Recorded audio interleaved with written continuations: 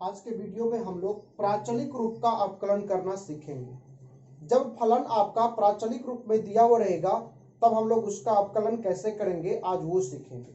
सबसे पहले समझते हैं कि प्राचलिक रूप है क्या।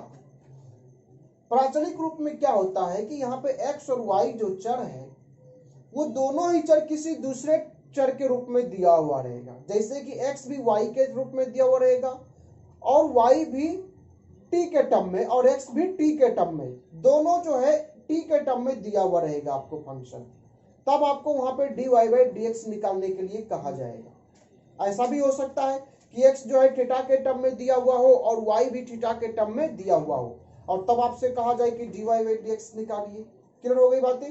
x और y जो है दोनों ही किसी दूसरे चर के रूप में आपको दिया हुआ रहेगा। जैसे कि हम लोग पहले इसको एक एग्जांपल से समझते हैं। जैसे कि आपको एग्जांपल यहां पर ले रहे हैं हम लोग अपने मन से। यदि x इज इक्वल्स टू, मान लीजिए यहां पर दिया हुआ है साइन t और एवं y बराबर दिया हुआ है आपको t स्क्वायर, तो dy बाई dx ज्ञात करें, ये हम लोगों को कहा जाएगा। तो आप क्या देख रहे हैं कि x भी t के टर्म में दिया हुआ है और y भी t के टर्म में दिया हुआ है और हमसे कहा जाएगा कि dy बाई, आपसे कहा जाएगा कि dy बाई dx ज्ञात करें। क्या करेंगे ऐसे सवाल को, कैसे करेंगे? कुछ नहीं करना होता ऐसे सवाल को। ऐसे सवाल को करने के लिए x को और y को दोनों को अलग अलग डिफरेंशिएट कर देते हैं, यानी कि दोनों को अलग अलग जो है अवकलन कर देंगे। किसके सापेक्ष करेंगे? t के सापेक्ष, क्योंकि x भी t के टर्म में दिया हुआ और y भी t के टर्म में दिया हुआ है। तो दोनों को जो है हम लोग क्या करेंगे, t के रिस्पेक्ट में, t के सापेक्ष में दोनों को क्या कर देंगे, अवकलन। तो हम लोग इसको कर रहे हैं जैसे कि मान लो कि करेंगे dx बाई dt, x को भी t के सापेक्ष क्या कर देंगे, अवकलन। तो dx बाई dt, अब x का मान यहाँ पर रख देते हैं sin t, हो गया d sin t बटे dt और sin t but d sin t बटे dt बराबर क्या बनेगा, cos t बनेगा। क्लियर हो गई बातें। आप चाहो तो इसको समीकरण एक भी नाम दे सकते हैं। एवं साथ ही साथ अगर dy बाई dt निकाले तो dy बाई dt क्या होगा भाई, यहाँ पे dt स्क्वायर बटे dt, क्योंकि y बराबर क्या है, t स्क्वायर, तो हमने यहाँ पे रखा t स्क्वायर। अब यहाँ पे t स्क्वायर का डिफरेंशिएशन क्या होता है, 2t होता है। इसको बोल देते हैं समीकरण नंबर 2। देयरफॉर देखिए अगर dy बाई dx बराबर निकालना हम लोग तो क्या कर सकते हैं, हम लोग dy बाई dx निकालना है। अगर dy को भी dt से भागा कर दे और dx को भी dt से भागा कर दे तो क्या बनेगा, ये dy बाई dt बटे dx बाई dt। अब आपने dy बाई dt का मान निकाल रखा है 2t और dx बाई dt का मान निकाल रखा है cos t। दोनों का मान रख दीजिए समीकरण 1 एवं 2 से। ये हो गया 2t बटे cos t। हम इसको ऐसे भी लिख सकते हैं 1 by cos t into 2t, तो 1 बाई cos t बराबर क्या बनेगा, sec t इंटू 2t। बात आ गई समझ में। यही हम लोगों का ये क्या हो जाएगा, आंसर हो जाएगा। इसी को हम लोग बोलते हैं प्राचलिक रूप, बोलते हैं कि जब x और y दोनों ही किसी तीसरे चर के रूप में दिया हुआ रहेगा। यहाँ पे हमने से t लिया, हो सकता है t थीटा के टर्म में हो सकता है z के टर्म में हो, मतलब यहाँ पे कोई भी एक दूसरा चर आ सकता है। और तब हम लोग क्या करेंगे, दोनों को अलग अलग उसी चर के सापेक्ष में क्या करेंगे, डिफरेंशिएट कर देंगे, अवकलन कर देंगे और फिर dy बाई dx निकालना है तो उसको लिख देंगे dy बाई dt बटे dx बाई dt करके मान रख करके इसको सॉल्व कर देंगे। जो आंसर आएगा वही इसका क्या हो जाएगा, आंसर हो जाएगा। क्लियर है बातें। तो इसमें हम लोग नोट करने वाली बातें क्या है, यहाँ पर ये एग्जांपल्स आपको लिए तो आपको यहाँ पे प्राचलिक रूप में आपको ध्यान रखना है कि हम लोग लिख सकते हैं कि dy बाई dx बराबर क्या लिख सकते हैं, dy बाई dt और बटे dx बाई dt। ऐसा भी हो सकता है यहाँ पे कि dy बाई dx, अगर y और x थीटा के टर्म में दिया हुआ रहेगा तो क्या लिखेंगे, dy बाई d थीटा और बटे dx बटे d थीटा। अगर z के टर्म में रहेगा तो dy बाई dz और बटे में dx बाई dz। अगर z के टर्म में रहेगा तो dy बाई dz बटे dx बाई dz, क्या dy बाई dx।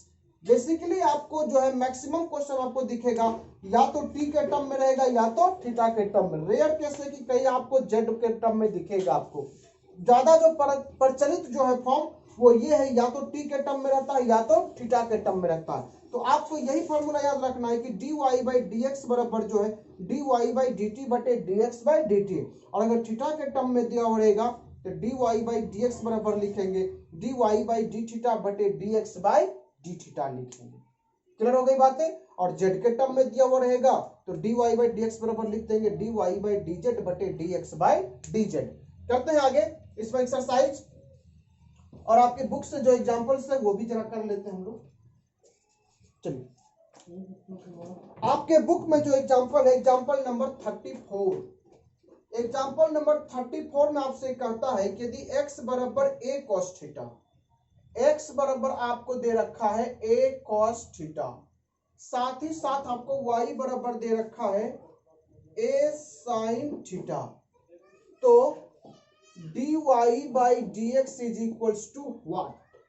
ये आपको क्वेश्चन है कि यदि x is equals to a cos theta और साथ ही साथ y बराबर a sin थीटा, तो dy by d x is equals to what आपसे पूछा जा रहा है। आप क्या देख रहे हैं, x भी थीटा के टर्म में और y भी थीटा के टर्म में दिया हुआ है। तो इसको क्या बोलते हैं हम लोग, प्राचलिक रूप बोलते हैं। इसका dy बाई डी एक्स निकालने के लिए सॉल्यूशन में हम लोग क्या लिखेंगे, हम जानते हैं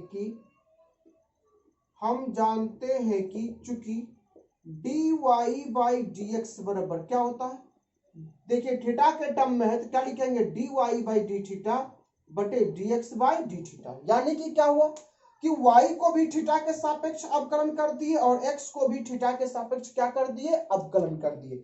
अब यहाँ पे y और x का जो मान है वो लिख दीजिए। y का मान आपको दिया हुआ है a sin थीटा और बटे में क्या d थीटा, बटे x का मान दिया हुआ है आपको a cos थीटा और बटे में क्या हो गया d थीटा। देखिए a कांस्टेंट है, यहाँ पे a बाहर ले लेंगे तो ये क्या बनेगा d sin थीटा बटे d थीटा, और यहाँ पे नीचे में भी a कांस्टेंट है तो a बाहर ले लेंगे तो ये क्या बनेगा d cos थीटा बटे d थीटा। a से a क्या हो जाएगा, यहाँ पे कैंसिल हो जाएगा।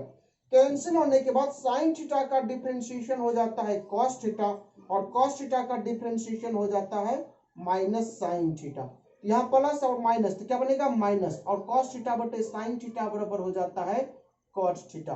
तो यही आपका क्या हो जाएगा, आंसर हो जाएगा। बहुत सिंपल सा एक्सरसाइज है ये, आप लोग आसानी से इसको कर लीजिएगा।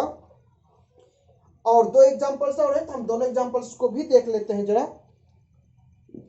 नेक्स्ट एग्जांपल में जो आपको दिया हुआ है एग्जांपल नंबर 35। एग्जांपल नंबर 35 में आपको दिया हुआ है कि यदि x is equals to 80 square, y is equals to 280, तो dy बाई dx ज्ञात कीजिए। यानी कि dy by dx is equals to what. यहाँ पे क्या नोट कर रहे हैं हम लोग कि x जो है t के टर्म में दिया हुआ और y भी t के टर्म में दिया हुआ। हमने आपसे पहले ही कह दिया कि x और y या तो t के टर्म में दिया हुआ रहेगा या तो थीटा के टर्म में दिया हुआ रहेगा। वो रेयर कैसे कि कभी आपको z टर्म में दिया हुआ रहेगा या हो सकता है आपको मानने की जरूरत पड़ जाएगा कई सवाल में, तो वो भी हो सकता है। ठीक है, यहाँ पर t के टर्म में दिया हुआ है तो हम लोग इसका कैसे निकालेंगे dy बाई dx।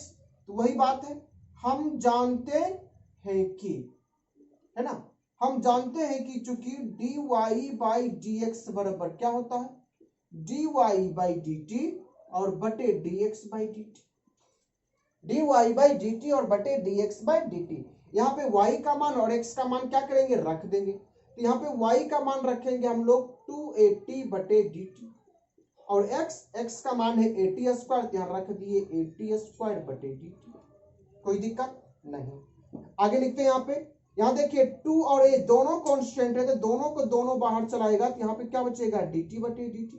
यहाँ पर a कांस्टेंट है, a बाहर चलाएगा तो यहाँ पर क्या बनेगा dt स्क्वायर बाई dt। सही है, a से a यहाँ पर क्या हो जाएगा, ऊपर नीचे कैंसिल हो जाएगा, ऊपर बचेगा 2 इंटू, देखिए dt बाई dt इज 1।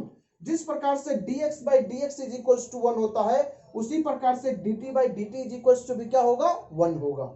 ये हो गया 2 इंटू 1 बटे टी स्क्वायर, तो टी स्क्वायर का डिफरेंशिएशन क्या होगा 2t हो जाएगा, तो 2 से 2 भी क्या हो गया कैंसिल, तो आपको क्या बच गया 1/t। So this is your answer. इसका आंसर क्या हो जाएगा 1/t हो जाएगा। क्लियर हो गई बातें। नेक्स्ट एग्जांपल की ओर हम लोग बढ़ते हैं। तो नेक्स्ट एग्जांपल में आपको दिया हुआ एग्जांपल नंबर 36। एग्जांपल नंबर 36 में आपको दिया हुआ है, एग्जांपल नंबर 36 में आपको दिया हुआ है कि यदि x is equals to a into theta plus sine theta, a into theta plus sine theta, और y बराबर आपको दे रखा है a into 1 minus cos theta, तो dy बाई dx ज्ञात करें। तो dy by dx is equals to what. फिर से आपने क्या देखा कि यहाँ पर जो है x और y जो है वो किसके टर्म में दिया हुआ है, थीटा के टर्म में दिया हुआ है। तो फिर हम लोग क्या लिखेंगे यहाँ पर, हम जानते हैं कि, क्या जानते हैं, हम जानते हैं कि चूंकि dy बाई dx बराबर dy बाई डी थीटा और बटे में dx बाई डी थीटा, क्या यही जानते हैं ना। तो यहाँ पे आप क्या करते हैं, y का मान रख देते हैं और x का मान रख देते हैं। रख दीजिए y और x का मान। तो y का अगर यहाँ पे मान रखते थे हो जाएगा a into 1 minus cos theta बटे में क्या डी थीटा, और ये होल डिवाइडेड है। x का मान रख देते हैं a into theta plus sine theta D, और बटे में क्या डी थीटा। क्या किया हमने यहाँ पे, x का और y का क्या किया, मान रख दिया। मान रखने के बाद यहाँ पर a क्या है, कांस्टेंट, हम a को ले रहे हैं बाहर, तब ये क्या बनेगा d by d theta into 1 minus cos theta, upon में क्या बनेगा, यहाँ पे भी a क्या है, कांस्टेंट, बाहर लेंगे तो ये बनेगा d by d theta into theta plus sine theta. a से a क्या हो जाएगा, कैंसिल। अब नियमानुसार चले, ये d बाई डी थीटा 1 पे भी ऑपरेट होगा और cos थीटा पे भी, यहाँ पे भी d by d theta theta पे भी ऑपरेट होगा और sin थीटा पे भी, दोनों पे अलग अलग जाके डिफरेंशिएशन लगेगा। तो दोनों पे अलग अलग लगेगा तो ऊपर बनेगा d1 by d theta minus d cos theta बटे डी थीटा, बटे में क्या होगा d थीटा बटे D theta plus d sin theta बटे डी थीटा। क्लियर है बातें। इसके आगे अगर हम लोग लिखे तो देखिए 1 इज कांस्टेंट, कांस्टेंट का डिफरेंशिएशन 0 माइनस cos थीटा का डिफरेंशिएशन होता है माइनस साइन थीटा बटे D theta by d theta is 1 plus sine theta का डिफरेंशिएशन क्या होता है cos थीटा। अब देखिए यहाँ पे माइनस माइनस ये क्या बनेगा प्लस, तो ये बन गया साइन थीटा बटे 1 प्लस cos थीटा। आपका ये भी आंसर हो सकता है, आपका ये भी आंसर हो सकता है, और आप चाहो तो इसको 2-3 लाइन ट्रिग्मेट्रिक सॉल्व कर सकते हो। इसको हम ऊपर लिखने जा रहे हैं। अगर इसको हम लोग ट्रिग्मेट्रिक सॉल्व करेंगे तो क्या होगा, हम इसको सॉल्व कर रहे हैं आपको साइन थीटा बटे 1 प्लस cos थीटा आ गया था वहां पे। साइन थीटा को हाफ एंगल में लिखेंगे हम लोग फॉर्मूला, तो क्या लिखेंगे 2 साइन थीटा बटे 2 इंटू कॉस थीटा बाई 2, और 1 प्लस cos थीटा बराबर होता है 2 cos स्क्वायर थीटा बाई 2। 2 से 2 क्या हो जाएगा, कैंसिल। ये देखिए cos थीटा बाई 2 से cos square theta by 2 cancel होगा, तो क्या बचेगा आपके पास में cos थीटा बाई 2, तो साइन थीटा बाई 2 और cos थीटा बाई 2, तो क्या बनेगा आपका आंसर tan थीटा बाई 2। कई बच्चे हो सकता है कि यहीं पे आंसर छोड़ देगा, लेकिन अगर आपको थोड़ा सा ट्रिग्मेट्री अगर याद हो आपको 11th का, तो हम लोग इसको हाफ एंगल्स फार्मूला बोलते थे। वहां पे हाफ एंगल्स फार्मूला लगा करके इसको सॉल्व कर देंगे तो आंसर आपका बन जाएगा tan थीटा बाई 2। आपको जो एक्सरसाइज आपको करना है होमवर्क के रूप में, वो करना है एक्सरसाइज 5.6। 5.6 आपको एक्सरसाइज करना है। टोटल 11 क्वेश्चन है आपको, और जो क्वेश्चन आपसे ना हो तो आप कमेंट सेक्शन में डाल सकते हैं, आपको उसका आंसर मिल जाएगा, आपको बिल्कुल उसका जवाब मिलेगा, कोई टेंशन नहीं। Okay, thank you.